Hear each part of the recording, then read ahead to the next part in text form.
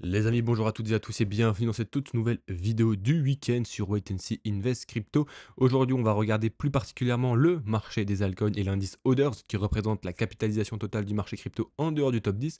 On va faire un tour rapide sur le BTC et ETH et je vais vous montrer dans cette vidéo qu'on n'a pas besoin d'aller en H4, en H1 pour se faire des directions sur le marché des crypto-monnaies ou même sur le marché global. D'accord? Avant de commencer, merci à toutes les personnes qui s'abonnent et qui likent, qui repartagent cette vidéo. Enfin, en tout cas, qui repartagent, c'est un grand mot parce qu'elle est dédiée aux membres du Discord. Et normalement, vous avez accès à la catégorie mentorat. Je vous ai fait une petite annonce, un petit tuto, voilà, pour savoir comment activer les salons. Et en fait, c'est juste en haut, vous cliquez sur salon et rôle. Juste là, vous cliquez sur chercher les salons. Et ensuite, sur la droite, vous allez cliquer sur suivre la catégorie pour le diffusion et le mentorat. Et normalement, vous allez pouvoir y avoir accès. Vous avez là-bas tout ce qu'il vous faut pour réserver vos entretiens découvertes. Vous avez quelques avis juste ici, hein, vous pouvez aller les lire. Il y a également les infos sur le mentorat avec les différents tarifs. Il ne reste plus que 4 places, donc premier arrivé, premier servi. Et je vous invite à aller checker les tarifs. On est très très peu cher par rapport à ce qui se fait à l'heure actuelle sur le marché. N'hésitez pas également à me donner vos retours hein, par rapport aux vidéos que je vous sors du coup le lundi, le mercredi et ce week-end. Voilà, ça m'aide également à m'améliorer et ça me permet aussi de voir un peu comment, si jamais les analyses vous plaisent, etc. Voilà. Premièrement, on va faire un tour sur le BTC. Alors, comme vous pouvez le voir, le Bitcoin actuellement se négocie autour des 113 500 dollars. On a eu un début du mois d'août baissier. Ok, c'est intéressant. Et quand on regarde la structure du marché en weekly, on est entre ce plus bas là et ce plus haut là. Donc, il ne faut pas être étonné que le marché respire au minimum jusqu'aux 98 000 dollars. Ça, c'est pas impossible. Maintenant, c'est pas ce que je priorise. Ok, ce que je priorise, c'est déjà peut-être un immediate rebalance en venant directement combler cette mèche. Ok, donc à partir des 110 500 dollars sur le BTC. Donc il ne faudra pas être étonné de voir un Bitcoin recorriger autour des 110 500 durant le mois d'août. Si on descend en weekly, il y a un peu plus de données. On a recomblé un déséquilibre de marché en hebdomadaire, également en daily et en interne. Hop, je vais enlever ça. Et du coup, en interne, vous voyez, le niveau ok, qui peut faire office de rebond se situe autour des 110 600. En fait, tout me fait penser que voilà, le BTC pourrait nous faire un rebond autour des 110 600 parce qu'en daily, il est peu probable, pardon, je le refais, il est peu probable, pardon, qu'en fait on laisse ça intact. Pour moi, ça n'a pas la tronche d'un top. Vous voyez, pendant toute la semaine, en fait, on a laissé toutes les liquidités des vendeurs en fait intactes. Vous voyez, on a chassé toutes les personnes qui prenaient des positions à l'achat, mais les vendeurs, on les a laissés tranquilles. Et pour moi, ça, un jour ou l'autre, ça va être pris. Donc, je pense sincèrement qu'on reverra au minimum un Bitcoin autour des 121 000 dollars dans les prochains jours, voire dans les prochaines semaines. Pour les personnes qui ne le savent pas, hein, mais cette cause est liée à la déclaration de Donald Trump suite aux tarifs douaniers. Il a encore augmenté certains tarifs pour certains gros pays. Le marché n'apprécie pas du tout. On avait également une semaine économique hyper importante, et ça, je vous l'avais prévenu à de nombreuses reprises qu'il fallait faire très très attention et que les nouvelles personnes qui voulaient rentrer sur le marché, je vous conseille, même si bien évidemment c'est pas du conseil en investissement, je vous dis ça par rapport à mon expérience, d'attendre les résultats économiques. Et si vous m'avez écouté, normalement, vous avez que optimiser votre capital parce que vous n'avez pas perdu d'argent. D'accord? Normalement, si vous avez écouté la vidéo du début de semaine, normalement, vous êtes capable de vous dire que au final, c'est pas super positif non plus pour le marché des crypto-monnaies parce que les datas restent identiques, voire un peu plus supérieures aux prévisions. Donc, ce qui laisse encore de la marge à la banque centrale pour baisser les taux d'intérêt. On va dire la seule donnée qui est vraiment intéressante, c'est le NFP. On voit qu'on est passé de 106 000, en tout cas ce qui était prévu, à 73 000. Donc, on est inférieur aux prévisions. Mais après, bon, honnêtement, c'était pas forcément la folie folie sur les marchés. Et c'est d'ailleurs pour ça que dans la catégorie achat-vente, j'avais pris des bénéfices. Juste ici, je vous ai envoyé un message en disant que j'avais pris 50% des bénéfices que j'avais fait suite à mes dernières prises de position que vous voyez juste ici. D'accord. Si je vous parle rapidement également du discours qu'on a vu le mercredi, du coup de Jérôme Powell, pour moi en fait c'est intéressant dans les deux sens, positif comme négatif. En fait c'est neutre. Mais je trouvais ça quand même un peu plutôt positif parce qu'il disait réellement que même au sein de la Fed, on a des divergences d'opinion assez importantes. Ce qui témoigne qu'en fait, il y a même une incertitude au sein même d'une entité comme la Banque centrale américaine. Et donc, tout va être lié aux data économiques. Et regardez ce qui est sorti le jour d'après, le PCE est sorti au-dessus des prévisions. Ok, donc c'est pas forcément hyper positif. L'initial job claims, pareil, on est sorti en dessous des prévisions, donc c'est pas positif non plus. Vous voyez, donc, ce qui me laissait penser que voilà, le marché pourrait corriger. Et si je vous montre sur le S&P 500, bien évidemment, après ça a été accéléré avec les tarifs douaniers et certainement aussi l'envoi des sous-marins nucléaires en Russie.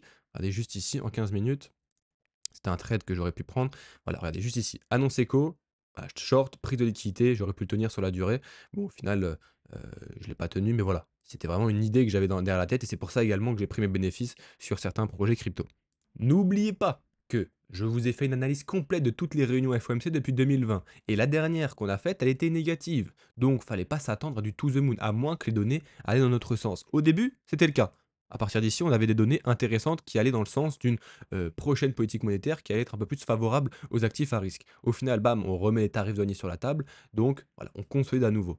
Donc, il ne faudra pas être étonné que jusqu'à la prochaine réunion, tant qu'il n'y a pas des data économiques qui vont en notre faveur et des nouvelles news, avec par exemple Donald Trump, les tarifs douaniers, etc., qui sont à nouveau bullish, il ne faudra pas s'attendre à quelque chose d'important, en tout cas pour la hausse sur le marché des altcoins. Là, on parle juste d'un point de vue économique, hein. On parlera à l'analyse technique juste après. Et pour revenir, pour répondre à cette question, en fait, personne n'a eu la réponse. Oui, il y en a deux qui étaient presque. Vous allez peut-être me dire, ah, mais tu joues sur les mots. En fait, ce graphique-là, c'était les taux obligataires, pas à 10 ans, comme deux personnes me l'ont dit, mais à 2 ans. Ok. Et ça, c'est hyper intéressant de l'observer. Regardez, c'est cela en fait. C'est obligataire à 2 ans et non à 10 ans. Donc désolé aux personnes qui ont répondu 10, mais c'était à 2 ans. Donc vous n'avez pas gagné le coaching, désolé. Et donc pourquoi c'est positif sur du moyen terme? Parce que ça témoigne en fait que ah, on est censé déjà anticiper une baisse des taux sur les obligations américaines à 2 ans. Et pareil sur le taux à 10 ans, ça diminue. Et donc ça c'est positif normalement pour le moyen terme sur les actifs risqués. En ce début de vidéo, hein, je suis désolé, je donne beaucoup d'informations, mais voilà, c'est pour vous faire un résumé un peu de tout ce qui s'est passé. Et je tiens également, regardez, à vous dire de lire ce message-là, parce que oui, effectivement, je suis l'un des seuls qui vous a dit d'être prudent, faire attention d'un point de vue de la macroéconomie. On n'allait pas partir sur du to the moon, il fallait faire attention, prendre des bénéfices, parce que voilà, on n'a pas encore de signal pur. Je vous le montre depuis de nombreuses semaines que la liquidité systémique ne monte pas. Ok, et c'est un élément très très important sur les marchés financiers. Et malheureusement, et bon, ça qui m'énerve, beaucoup de gens sur les réseaux commençaient à créer l'alt season, ils commençaient à vous faire des titres vraiment abusés, accrocheurs pour que les gens cliquent dessus. Et malheureusement, je pense que certains d'entre vous se font avoir. Et quand je suis en live sur TikTok et que beaucoup de gens me parlent d'un projet, par exemple XRP, ok, on était sur XRP, sur TikTok, on était à plus de 400 viewers, un peu moins, 380. Beaucoup de personnes me disent ouais, c'est le moment d'acheter, ça va péter, qu'est-ce que tu racontes, nanani, nanana. Je leur ai dit écoutez, moi ma stratégie c'est simple. Je vous avais dit d'acheter là-bas, maintenant j'attends un retracement. Voilà, la zone que je vous ai identifiée, elle est là. On n'y est pas encore. XRP, il tient un peu mieux que la plupart des altcoins sur la correction. Mais voilà. Et quelqu'un qui m'a pas écouté, ou en tout cas qui en fait qu'à sa tête, il a acheté là-haut, bam, il se retrouve à moins 15% du capital. Il met 10 000 euros, il a perdu 1 500 euros. Ces 1 500 euros là, je leur fais, ces 1 500 euros là, qu'est-ce qu'il aurait pu faire? Il me les donne. Pendant un an, je le forme de A à Z, heure illimitée. Enfin, 3 mois plutôt. Ok. C'est juste pour vous donner un ordre d'idée. Et quand je vous dis que quand vous commencez, investissez dans vos connaissances avant d'investir dans les marchés, c'est pas des conneries, c'est pas pour que ça aille dans mon sens parce que je vous forme, je forme des personnes, j'ai des élèves. Non, c'est vraiment à la réalité, c'est ce que j'ai fait moi au départ. Bref, l'introduction était un peu longue, mais on va partir directement sur l'indice Others. Hop, et on va commencer en mensuel parce que je vais vous montrer qu'en mensuel et en weekly, il y a de nombreuses choses à dire sur le marché des altcoins. Premièrement, quand on se met en logarithmique, on peut se rendre compte qu'au final, on est dans un range long terme, ça fait plusieurs mois que je vous le dis, et que il sera probable, certainement lorsqu'on viendra le casser à la hausse, de pourquoi pas aller chercher des extensions comme on a connu à l'époque avec cette Fibonacci là. Donc, si on fait le travail ensemble, on va regarder tout ça, ça nous donnerait des extensions maximales, hop, jusqu'à 877 milliards, 1,4 trillion et la borne haute entre 2,2 et 2,69 trillions sur l'indice Others. Je pense pas qu'on ira forcément sur la borne haute, mais les 3,14 et les 1,914 pour moi semblent des cibles réalistes le jour où voilà, on cassera cette grande pattern d'accumulation à la hausse. D'accord. Donc ça laisse un multiplicateur, par exemple, si on prend la première target de x3,5 au minimum sur un altcoin qui suit l'indice Others. Alors, si vous avez un altcoin qui surperforme, on pourrait peut-être aller chercher du x5, x10. Voilà. D'un point de vue de la structure, le marché, il est haussier. Ok, on voit qu'il nous fait des plus hauts et des plus bas de plus en plus haut. Et donc, maintenant, d'après la théorie de dos, c'est de protéger ce plus bas-là pour nous faire une continuation haussière et donc venir déloger ce plus haut-là. D'accord. Mais bien évidemment, il y a des scénarios où au final, la tendance s'inverse. Et en fait, d'un point de vue de la structure, on a ça. Ok, tac, tac, hop, hop, hop. Et nous, actuellement, nous sommes là.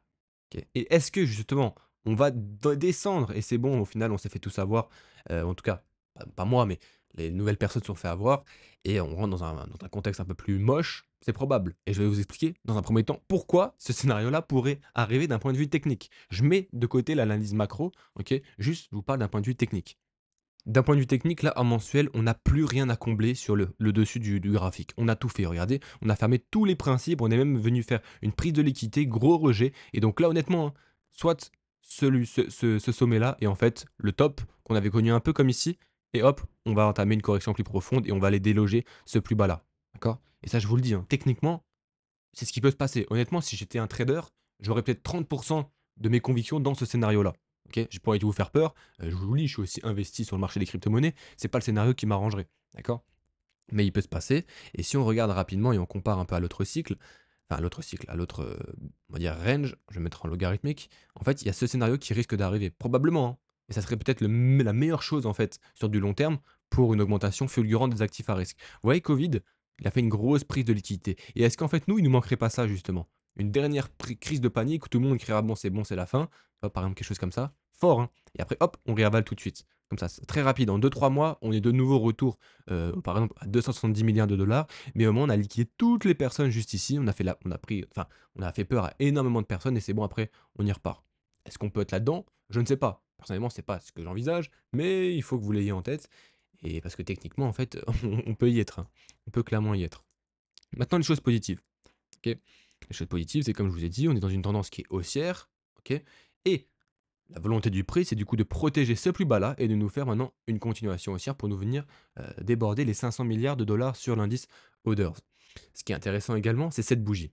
Ok, cette bougie est venue nous faire une prise de liquidité juste là et ensuite est venue nous casser ce plus haut-là. Donc en weekly, quand on se met là-bas, on constate en fait un BOS, un break-off structure, qui nous témoigne en fait un changement de tendance au sein même de la tendance baissière qu'on avait durant tout ce mouvement baissier. Ok, donc on repasse haussier. Mais encore une fois, car dans le scénario baissier, on a recomblé un FVG weekly, on avait de nombreuses liquidités juste là. Et pareil, il ne faut pas qu'en fait, on prenne simplement les liquidités et c'est bon, on y va. Parce que si, je vous le dis, c'était vraiment une prime de liquidité, dans un mois, mi-septembre, on est là-bas. Je vous le dis, mi-septembre, on est là-bas. Ça va aller très très vite. Ok, si je vous montre, regardez ici. Bam, prix de liquidité, ça drop instant. Là aussi, pareil, on ne le voit pas, mais prix de liquidité, ça drop instant. À chaque fois qu'on prend des prix de liquidité et qu'on veut entamer un vrai mouvement, ça va directement dans l'autre sens. C'est pour ça que si vraiment on est dans une prise de liquidité, alors il faudrait que d'ici fin août, certainement, ou même allez, mi-septembre, on serait probablement autour des 204 milliards sur l'indice Others. Bref, j'ai fini de vous faire peur avec le scénario baissier, je vais vous parler du scénario haussier qui est pour moi aussi très probable d'arriver. J'ai plutôt 70% de conviction pour ce scénario-là, parce que c'est vrai que je ne peux pas empêcher l'analyse macro d'être dans ma tête, et pour moi c'est quand même plutôt bullish, même si bien évidemment on n'est pas encore sorti d'affaire. D'accord? Et donc, pour moi c'est simple, on a un BOS et le marché va à nouveau retracer tout le mouvement qui nous a créé, au minimum sur la zone d'équilibre que je vous ai identifié ici avec cette Fibonacci.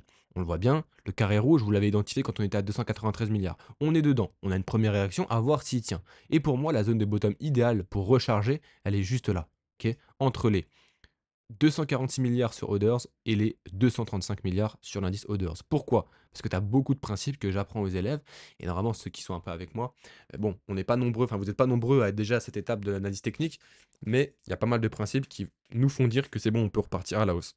Voilà, tout simplement. Maintenant, je vais quand même venir en daily pour vous expliquer quelque chose d'important. C'est que vous savez que j'aime bien regarder l'algorithme, ce qu'il est capable de nous faire sur un actif. Et il est vrai que toute cette phase de baisse ressemblait énormément à celle-ci. D'accord? Et regardez, je vous ai mis les plages temporelles des baisses sur l'indice Others. 30 jours, on nous fait un bottom. 30 jours, une fois qu'on a droppé, on nous fait un bottom après un petit rebond. 30 jours, bottom, on rebondit, etc. Vous voyez, en fait, c'est entre 30 et 40 jours que le marché à chaque fois nous crée des corrections. Pareil ici, c'était 41 jours, entre ce plus haut-là et ce plus bas-là. Et donc, si on part du principe, toujours dans cette fractalité, pendant 30 jours où il corrige, bah, vous voyez, d'un point de vue temporel, ça nous renvoie à mi-août, voire début septembre. Ok? Ça, c'est intéressant à voir. Donc, il ne faudra pas s'attendre à quelque chose d'important fin août, début septembre, parce que, n'oubliez pas, le FOMC, il arrive septembre, en septembre. Donc, peut-être que le marché va attendre ça pour avoir des nouvelles informations par rapport au marché. Moi, ce que je vais être attentif, les amis, c'est ce move-là. Ok, je pensais, ok, qu'on l'avait fait ici. Ok, mais en réfléchissant, si on regarde d'un peu plus près l'algorithme, en fait, c'est pas vraiment le cas. Dans le sens où, en fait, ce move-là, ce gros mouvement haussier, correspond au final, en réfléchissant à celui-ci. Ok, avec, regardez, accumulation juste là, accumulation ici. Prise de liquidité, hop, prise de liquidité. On rebondit, et en interne, regardez, au tout début du mouvement, on a une phase d'accumulation qui correspond probablement à celle-ci. Et donc, si l'algorithme répète ce même schéma, on pourrait encore avoir quelque chose de similaire. Par exemple, quelque chose comme ça, avec un marché orders qui pourquoi pas remonte, reprend du jus, hop, tac, tac, tac. Début septembre, on casse à la baisse, on revient sur mon carré rouge et après, pourquoi pas, on s'envole. Ça serait le scénario idéal, OK? Quand je couple tout, l'idéal, ce serait ça. OK? Pour après réellement se dire: «OK, c'est bon, on est un peu plus, safe et c'est bon, on part un peu plus haut» et pourquoi pas venir maintenant déloger le plus haut des 450 milliards sur l'indice Others. Et pour les personnes qui savent lire les bougies japonaises, en fait, on serait dans ce contexte-là. Regardez, comme ici, avec la création de la mèche basse du mois d'août, hein, je ne sais pas où est-ce qu'elle va être. Début du mois de septembre, on est baissier, on prend la liquidité, comme ici, regardez. Bam, on prend la liquidité et après, on part. Ça serait hyper intéressant de l'observer. Voilà, tout simplement. N'oubliez pas, les amis, que si demain, tarif douanier, il enlève les incertitudes, elles sont de nouveau derrière, on peut, pourquoi pas, repartir rapidement. C'est pour ça qu'il n'a jamais été aussi important de se former. Je pense sincèrement qu'il y aura une étude qui va sortir là dans les prochains mois où il y aura écrit que depuis que Trump est au pouvoir, il n'y a jamais eu autant de perdants sur les marchés d'un point de vue des retail. Parce que c'est tellement complexe, ok, on vit tellement dans un contexte un peu compliqué où toutes ces déclarations ont un impact, embêtent un peu le marché. Bah, en fait, c'est très compliqué en réalité de prendre des décisions. Avant, c'était un peu plus simple. Tu regardais le calendrier économique et tu te fiais au calendrier économique. Et je pensais même que, justement, hein, on allait sortir de ce contexte-là où Donald Trump indiquait un peu la direction et on allait rentrer vraiment dans de la macro pure. On va analyser les données, tranquille, on a les tarifs douaniers euh, avec certains accords et c'est bon. On rentre dans quelque chose d'un peu plus normal. Sauf que bon, c'est toujours pas le cas. Le marché surréagit, mais pareil, je pense que c'est aussi pour faire peur et je suis toujours bullish personnellement. Mais voilà, ayez en tête que si le marché part en ligne droite là-bas, ça sent pas bon des fesses, désolé, hein, du terme, et que je vous invite fortement, OK, si t'es pas à l'aise, quand le marché reviendra dans cette zone de prix, tu prends tes bénéfices, OK? Quelqu'un qui a un x2 dans son portefeuille prend des bénéfices, sort 30-20, OK? Moi, c'est ce que je vais faire à nouveau. Si le marché revient ici, bam, je me sécurise un peu de cash. Pas parce que j'ai peur, non, juste parce que j'ai conscience que ça peut être un scénario de piège, OK? Et donc simplement, je sécurise un peu de cash de côté. Si le marché part, je m'en fiche, j'ai assez d'argent sur les marchés pour faire de l'argent. C'est pas le souci. Mon souci, c'est mon capital. J'aimerais le protéger. Donc, je t'invite fortement, si le marché te laisse l'opportunité de venir ici, tu prends des bénéfices et tu te barres, tu t'attends, tu sois patient. Ok? Voilà, je te montre. Ici, prix de liquidité, le marché, regardez, il te laisse une opportunité ici de sortir du marché, tu l'as pas fait, bah, ok? Regardez ici, prix de liquidité, il t'a laissé une, ici, deux opportunités de sortir du marché, tu l'as pas fait, bah, ici, pareil. Hop, prix de liquidité, il te laisse une toute petite chance ici de sortir du marché, tu l'as pas fait, tu dégages. Pareil ici, prix de liquidité, il t'a laissé une chance ici. Tu l'as pas fait, bam, tu sors. Tu auras toujours des moyens de sortir du marché pour limiter la casse. Ici, c'était pareil. Tu pouvais sortir du marché là, tu l'as pas fait, bon, ça corrige. Ici aussi, tu l'as pas fait, ça corrige. Bah pareil, le marché peut venir là, tu prends tes bénéfices. Voilà, tout simplement. C'est tout pour cette vidéo, les amis. J'espère qu'elle vous a plu. Il y a beaucoup de contenu. Je vous ai dit, hein, j'essaie quand même de vous pousser la chose un peu plus loin pour vous montrer un peu tout ce que je peux vous apporter. N'hésitez pas à me dire en commentaire ce que vous en pensez. Et surtout, hein, n'oubliez pas, la vidéo du mercredi est liée à vos suggestions que vous notez dans le Discord. Mais là, pour le moment, il y a Kedi qui m'a mis Hondo RSR, Mathieu qui m'a mis Plume. Donc voilà, il y a déjà Mathieu qui avait remporté l'analyse. Donc, s'il vous plaît, veuillez remplir ce channel-là pour que je fasse réellement la prochaine analyse sur les projets qui sont cités dans ce salon. Passez à tous une très très bonne journée et on se dit à très bientôt pour la vidéo de lundi.